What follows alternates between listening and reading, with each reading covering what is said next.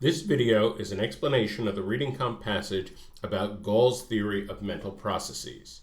This could be watched in conjunction with any question about the passage. The question itself, of course, is explained in its own video explanation. And I will say, if you're doing a set of questions about this passage, I would encourage you not to watch this video. Answer all the questions first, and that way you'll be answering them in terms of your own understanding of the passage, and then we'll go through this passage and talk about it in depth. So, paragraph 1.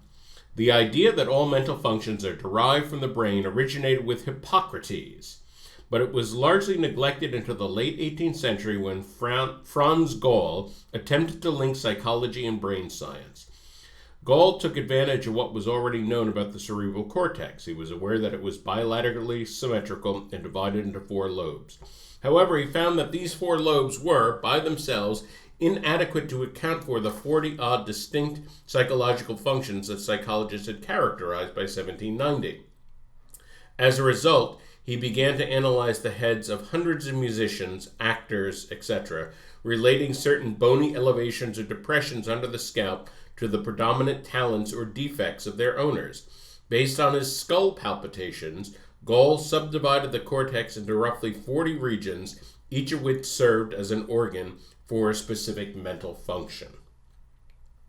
So in other words, what he's doing essentially, he's trying to figure out how the brain works by feeling around on the outside of the head, on the bumps of the head. Now, in terms of our modern medicine, of course, this is absurd. But, 200 years ago, this seemed like a reasonable thing to do. And so he was feeling around on the different bumps of the head, and he thought the patterns of the bumps on the head would tell you what kind of talents this particular person would have, what their strengths were, what their weaknesses were, etc.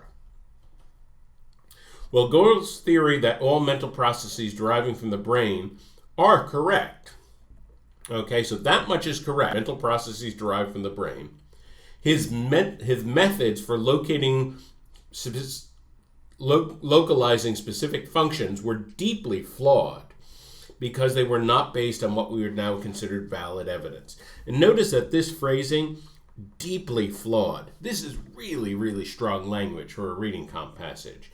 And so what we're saying here is there is absolutely nothing that is right about his conclusions. And that's really important to understand, and probably that makes sense. Obviously, if you feel around the bumps on somebody's head, that alone does not tell you anything about their personality or their intellectual gifts or anything like that. Gall did not test his ideas empirically by performing autopsies on the brains of patients and correlating damage to specific regions with defects in mental attributes. He distrusted the diseased brain and did not think it could reveal anything about normal behavior.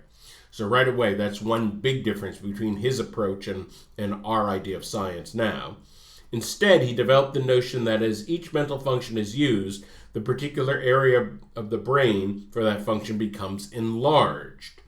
So sort of in general analogy to a muscle. If I use a muscle, it gets bigger. And so therefore, if I'm using a certain region of the brain, he thinks it should get bigger in the same way. Eventually, a given area may become so bulky that it pushes out against the skull and produces a bump on the head. And so again, we understand now this is not how it works at all. The brain is not swelling up and pushing out on the skull. But this was his reasoning, and this reasoning, as is made very clear in this passage, is not at all in accordance with our modern conception of science.